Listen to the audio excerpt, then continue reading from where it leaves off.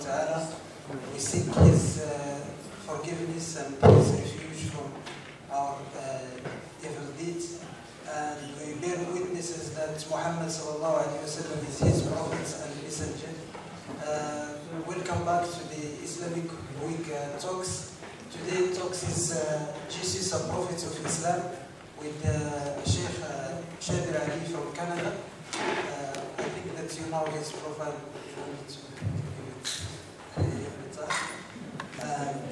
We would like to announce to everybody that tomorrow we'll have a charity dinner, inshallah ta'ala.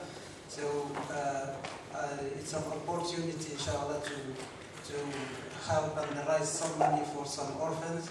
We'll come back, inshallah, for all of you. If you are willing and if you have any brother, any friend, inshallah, Muslim or non-Muslim, we'll come back all to them. And now is I will give the talk to Brother Shabir Ally. Shukran Jazeelan. Thank you very much for that generous and extended introduction. I'm beginning as usual by praising our pastor, and I ask him to send his blessings upon all of his prophets and messengers.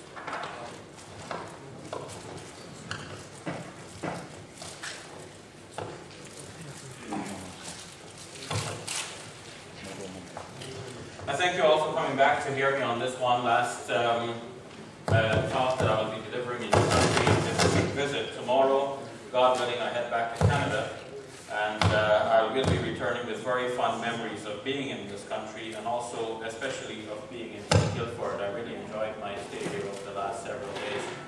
It's a beautiful small town, and everything seems to be within reach, at least of where I'm staying.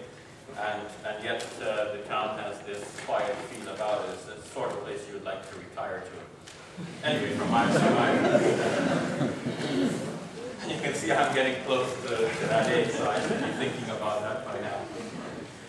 In this talk, as I did earlier, I'd like to leave a lot of time for Q&A, because over the last several days I've been speaking on topics that naturally raise questions, and you do have questions. And I do regret when I do not have enough time to deal with the questions of those who have had the patience to listen to me speak at length. In this talk, though, I want to just very briefly do justice to the topic by showing in what way Jesus is considered to be a prophet in Islam and how that could be a legitimate view. And I'd also like to touch upon one of the troublesome issues that constantly gets raised for Muslims presenting Jesus as a prophet of Islam. So let's look at that very quickly. First, in what sense can Muslims say that Jesus is a prophet of Islam? Well, for Muslims, there is not just simply one prophet from God. There has been prophets over time.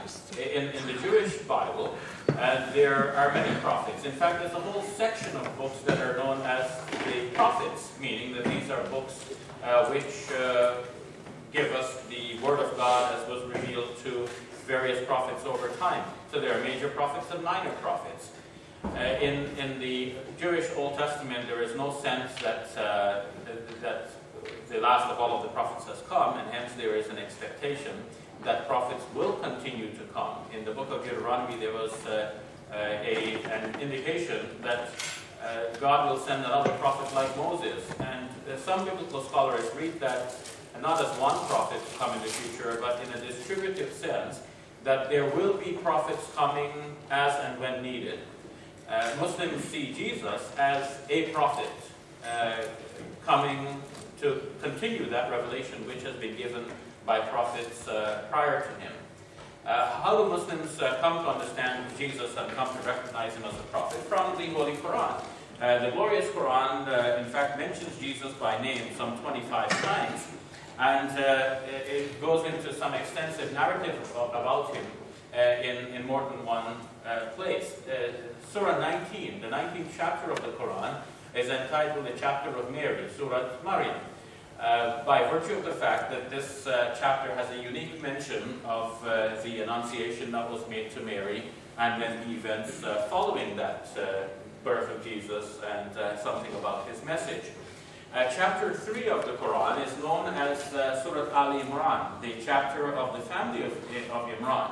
Imran here is given as the father of Mary, and hence the grandfather of Jesus. That chapter is so named because the story begins actually with the birth of Mary, and prior to her birth, the fact that her mother wanted to dedicate whatever child was in her womb to the temple, and she made that pledge to God before the birth of this child. To her surprise, it was Mary, a girl, and instead of a boy that would be expected if one wanted to serve the temple, to serve at the temple. So chapter 3 and chapter 19 both are named in such a way that already immediately before one reads the chapter brings to mind what the subject matter is about and the importance of Jesus in the Quranic teaching. The Quran doesn't have anything negative to say about Jesus. There's no place in the Quran where something is said with the intention to demean Jesus, to bring down his status, or to lower him in any way. From the Quranic perspective, of course, Jesus was a human being, and that for Christians, or for some Christians, those who accept Jesus as God, that would immediately be a way of demeaning Jesus. But obviously this was not intended. From the Quranic perspective, there is only one God. There is a strict monotheism, and everyone else other than God are God's creatures. And starting with that in mind, the Prophet Muhammad, on whom be peace, who is the key figure in the formation of the religion of Islam as we now know it, he is continually referred to as a human being. And one passage of the Quran has him say, "Innama ana basharun mislukum." I am only a human being like you.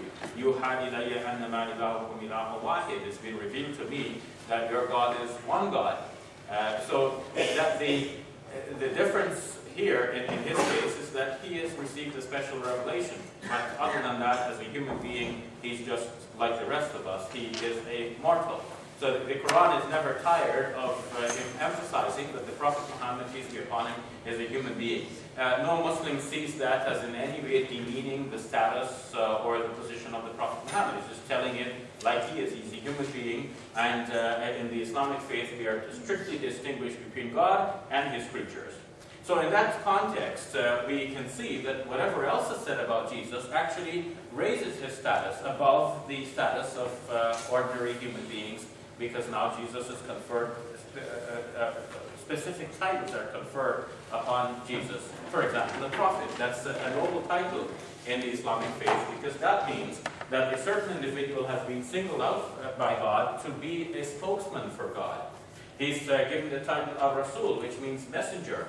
And that in Muslim theology is a special sort of prophet. It is a prophet who has a special revelation given to him so that he can deliver that. He has a message to deliver, as opposed to ordinary prophets who may simply follow on from the teachings of prophets before him. Jesus is referred to in Surah 3 as Al-Masih, the Messiah. And this is a term that is made much of in the New Testament. Christians believe that Jesus is a unique sort of person who has been given a special office by God, and that office is referred to as Messiahship. He is the Messiah. But we'll have occasion to explain in some more detail, especially in response to your questions, what that means. But nevertheless, here, a very significant title in Christianity is given to Jesus in the Quranic text. Miracles are said to be the things that propel many to think of Jesus as being God, because the argument goes that Jesus performed all of these miracles, that he must be God. He couldn't have been an ordinary human being. And yet the Quran is not shy of delineating the miracles of Jesus. In Surah 3, for example, we have it that Jesus was able to heal the blind, cure the leper, raise the dead. And one might say, okay, well that means he's God. But from the Quranic perspective, he does all of these things with the will and permission of God. It's not his own power that causes him to do this, but he does that by God's permission. But having said all of this, it is clear from the Quran that Jesus is